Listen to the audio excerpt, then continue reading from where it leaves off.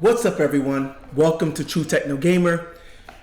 Please, if you haven't done so already, subscribe to the channel, write your comments, check out all the other videos, and show your love and support so I can keep this going. For this video, I want to talk about next generation Xbox post E3 2019. So previously I did a video pre E3 where I kind of talked about the gamut of rumors that were circulating at the time and putting the pieces together. Since E3 has happened, Microsoft has announced several things. We see some shifts in their overall strategy and their vision. So to hear more about that strategy and vision as it stands today, as well as to hear me debunk several rumors and speculation going around that is not true, stay tuned to the video. I'll see you after the jump.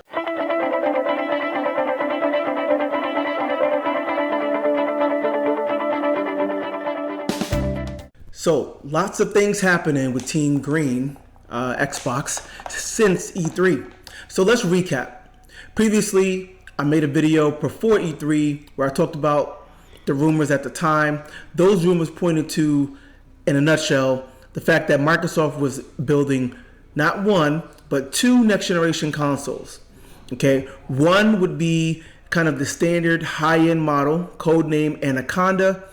This one would be competing with PlayStation 5 and trying to compete for the halo of the console space and to compete with the enthusiast crowd on the PC as well. In addition to that, they also were going to release a lower end, more affordable console, codenamed Lockhart.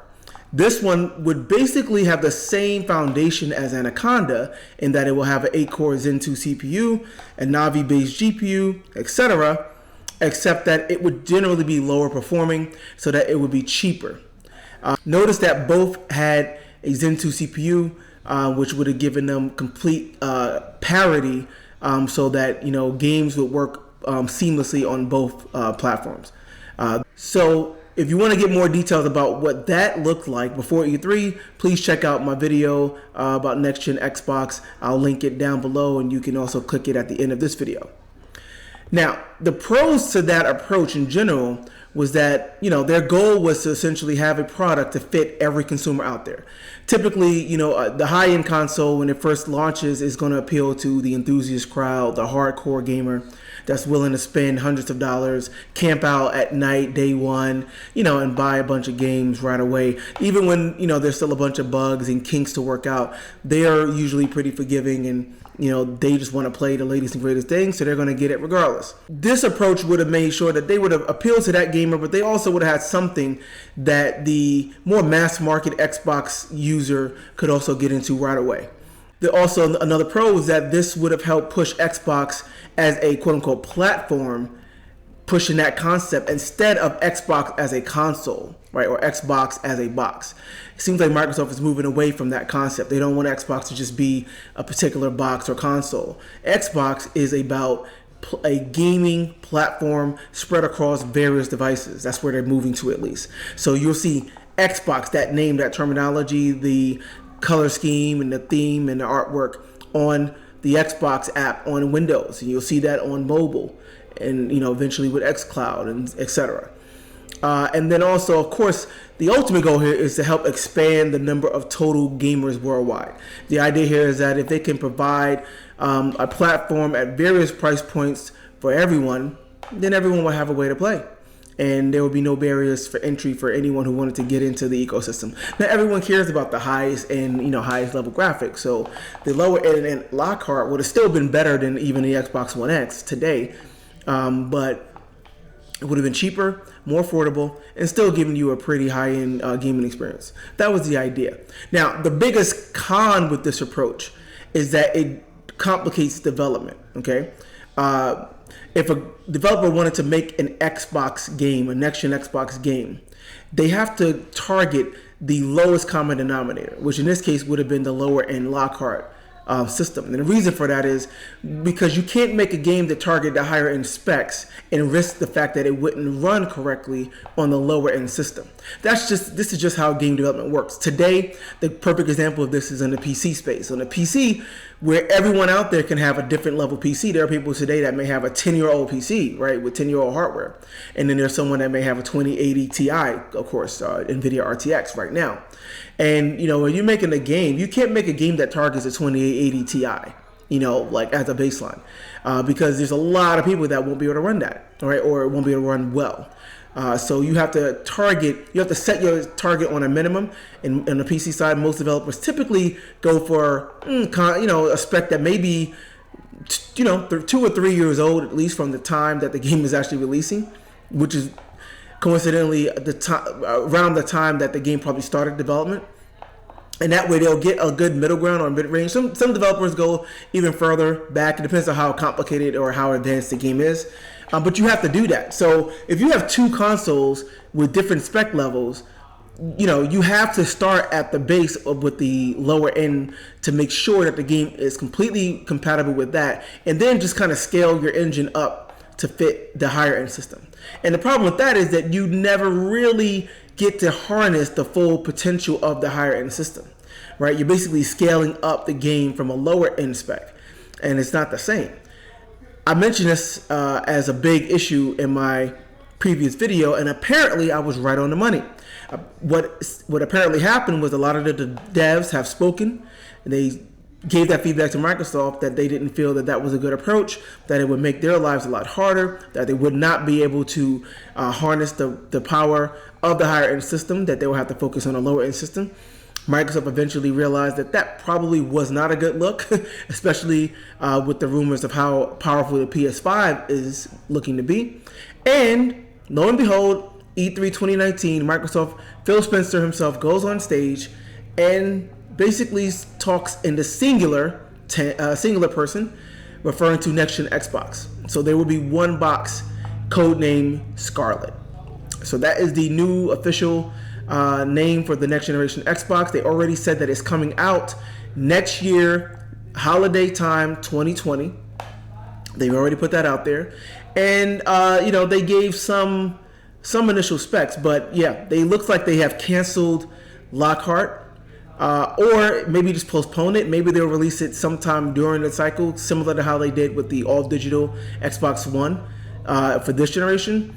I got a feeling it may be more like that. But initially, they understand they got to keep the messaging simple. They got to keep the PR, clean and not have a repeat of the disastrous PR episode that was the Xbox One. So keep it clean. One system, Xbox Scarlett. It's going to be a high-end system. It's going to try to deliver the very best gaming experience possible in a console next year. So what happened at E3 in terms of any details for what Microsoft would have mentioned about Project Scarlett? Well, as I also mentioned in my video when I was discussing the E3 press conference for Microsoft pretty much just confirmed the exact same specs and details that Sony outlined back in April for a PS5.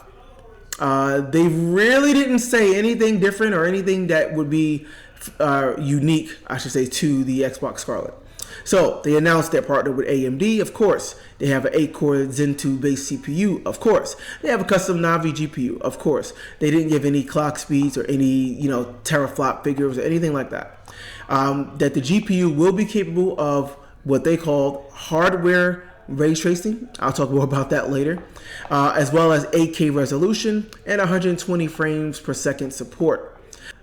They also mentioned that, of course, the next generation Xbox will have an SSD hard drive in some capacity, similar to what Sony talked about for the PS5. So apparently, that's going to be a big deal on both sides. SSDs will be standard in gaming for next gen. That's what we learned there.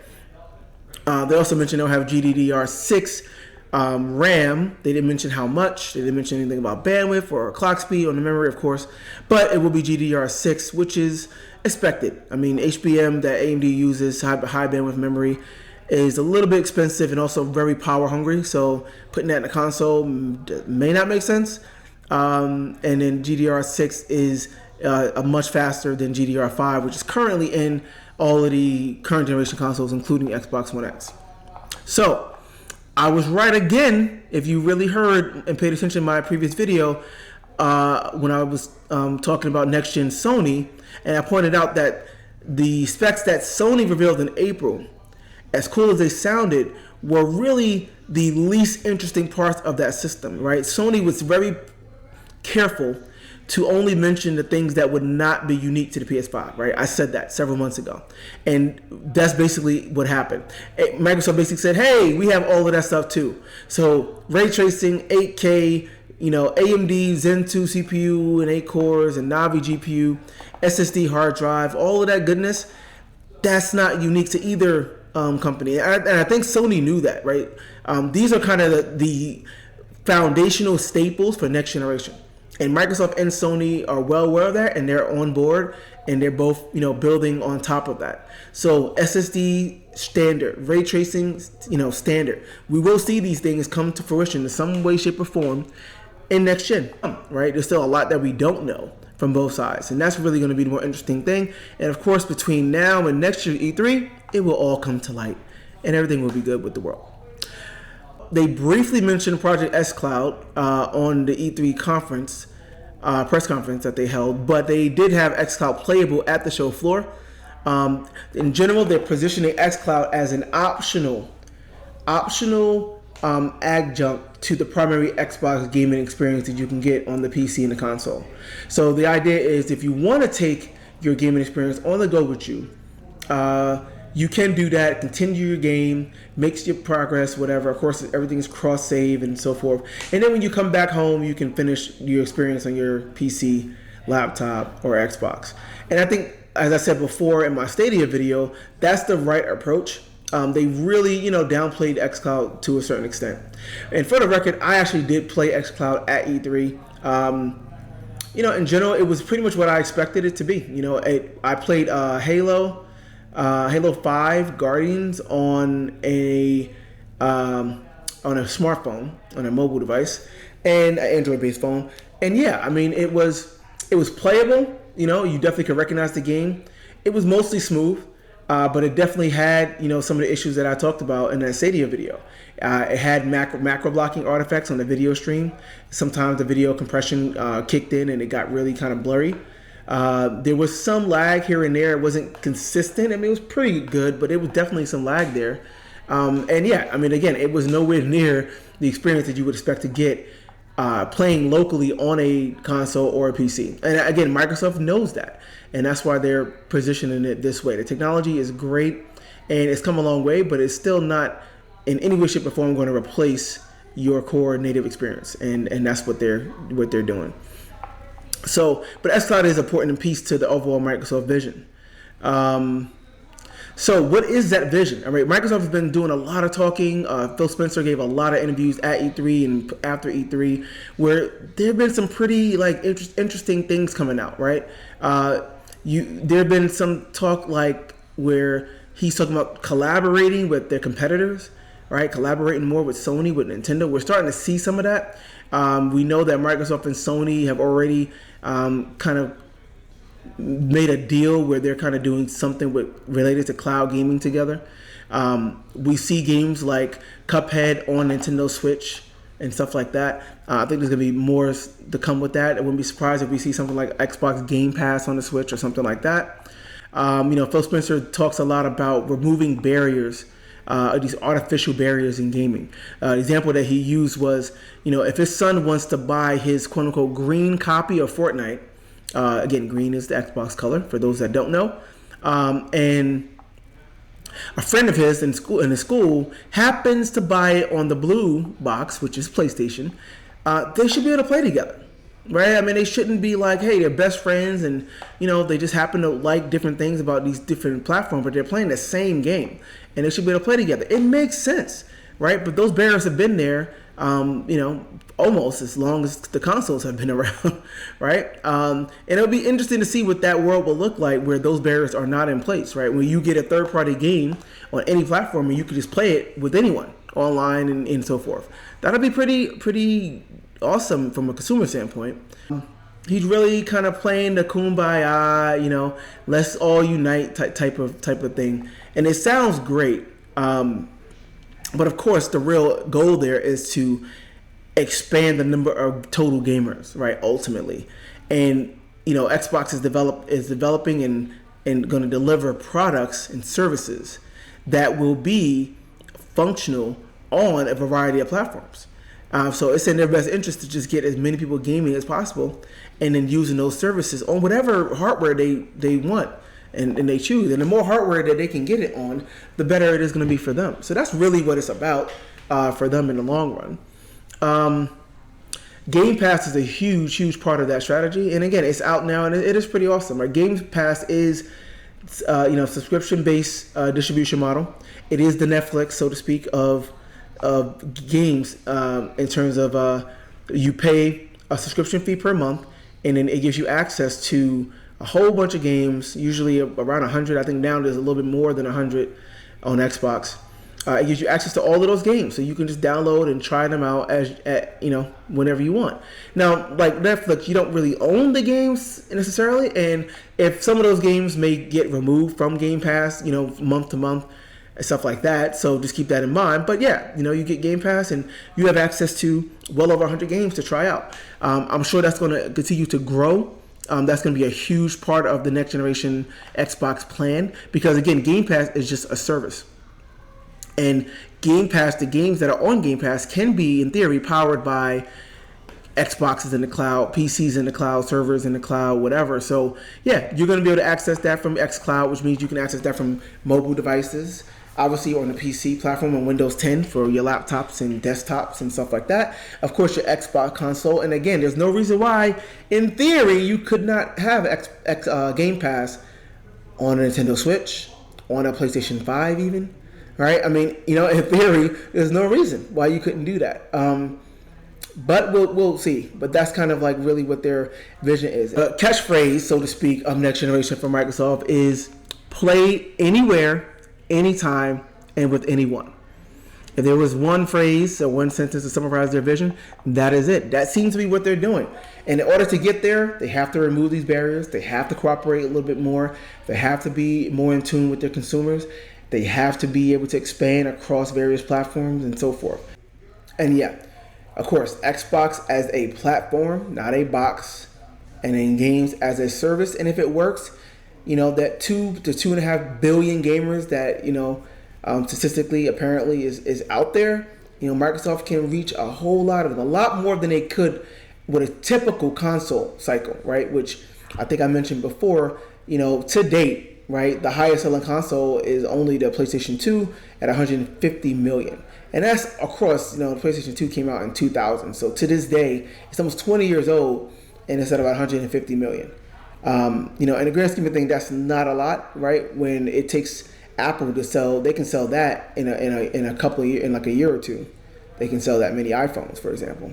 So it's not a lot in the grand scheme of things. And Microsoft and other companies too are looking at it like, yeah, there's 2 billion gamers out there somewhere, and we're only reaching at most 150. And in Microsoft's case, the highest selling Xbox has been the Xbox 360, and that was only like 80 something million total. So they're ways from 2 billion, and that's the thing. They want to get more into that audience, and they're trying to do relatively drastic things to get there. Because if it is come out with another console, nice specs, whatever they do, it's like, well, what's different here, and they're going to top out at 100 million, maybe, if they're lucky, so they're really trying to do stuff to push things forward and grow the market. So we'll see how that goes, but their strategy is the most unique, and they're the most qualified to do it, all right, because they have Windows, they have, a presence in mobile, they have expertise in the console space and living room. So we'll see, man. They're in a good place to do it. The other thing I wanted to talk about briefly is just to debunk some rumors. Now, since Microsoft's announcement, people on the internet have caught on to several things, and now they're kind of like spreading some things as fact that is not necessarily true. So, for one, the Xbox Scarlett will support hardware ray tracing, while the PS5 will only support software ray tracing. That's not true, guys. I don't know, why people are just why people choose to just hang on to certain words.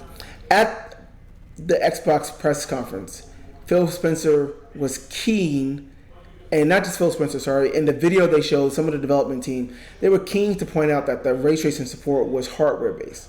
And that's just marked Xbox's PR in full effect, because they caught on to the fact that apparently in the original Wired article that Sony did, where they interviewed Mark Cerny, right, the system architect for PlayStation 5, when he mentioned ray tracing, he just said that the GPU will support ray tracing, but he didn't say that it would be hardware or software based. So Microsoft caught on to that, and some of the internet was of course pointing that out, like, oh, Sony doesn't support hardware ray tracing now, and they were just keen to point that out to just kind of like, hey, we're here, we got it, let's solidify that. It just kind of PR war 101. But guys, the PlayStation 5 GPU will support hardware-based ray tracing, because software-based ray tracing is not even news. There's nothing to even announce for that, right? It's software. That's been done and been around now for decades. Okay, the PlayStation 3 and the PlayStation 4 both have examples of software-based ray tracing using shaders and etc. Gran Turismo Sport used ray tracing for some aspects of the rendering pipeline, as well as Killzone Shadowfall, on the PlayStation 4. And there's a ton of videos showing the cell processor on the PS3 doing real-time ray tracing and etc. I mean, there's no magic in the hardware to make that happen. If it's just software, there's nothing to talk about. What we're dealing with now, in the recent time, since NVIDIA really started touting this stuff with their RTX graphic cards that came out in 2018, about a year ago now, is hardware accelerated ray tracing. Okay, so the idea is that they can pack in hardware that is specialized to do the operations that ray tracing needs in order to make it fast enough for it to be real time and fast enough to be in the actual video game. And a hybrid approach, of course. Full ray tracing of the scene is still way too expensive. But you can do just the reflections or just the shadows or just some of the ambient occlusion or the global illumination. You can do just aspects of the rendering using ray tracing. The parts that really benefit from it most, right? That's what we're in right now. It's not like ray tracing is a new thing and we're just getting ray tracing for the first time. It's just that it's going to be enabled in a way where it would be feasible for game developers to actually integrate it. And if it's hardware accelerated, that's what does that. Now, NVIDIA is already doing that. Obviously, they've been having graphic cards available commercially for that purpose for the last year. AMD has also had professional workstation graphics cards doing ray tracing for years. Nothing new, but they don't have it in any of the commercial GPUs yet. But they've said many times that that's coming in their next generation Navi cards, the next generation RDNA cards coming in 2020. So the fact that both console makers are saying that they're going to have ray tracing support, it just kind of corroborates with the fact that, yeah, AMD is obviously developing GPUs that will be available next year that will have hardware acceleration features, right? So it will have some hardware built in to accelerate the performance of ray tracing to make it feasible to do in real time. That's it, okay? That's going to be there. Again, the Wire article was a written transcript from the interview, so who knows what was said or what wasn't transcribed and that kind of stuff. But guys, rest assured that both systems will support ray tracing with hardware acceleration. That's the news here. That's the new thing that's been happening lately, and neither one of them will be behind on that curve. Trust me. Point number 2. The Xbox Scarlett would be more powerful than the PS5. We don't know. So I'm not going to say that it's false. But there have been just as many rumors saying the otherwise, that the PS5 will be more powerful than the Xbox Scarlett. The point is that we don't know. And honestly, Microsoft and Sony don't know in terms of what the real details are with the other systems. So they're not saying. But at the Xbox press conference, a lot of folks caught on to the fact that last year when Xbox and Microsoft first mentioned the fact that they were working on a next generation system, they specifically said that it was going to be the most powerful system, in the world. They basically said that they were going for the performance halo, the performance crown, and they were going all out, and it was going to be that beast of a system, and it will be the highest performance system out there.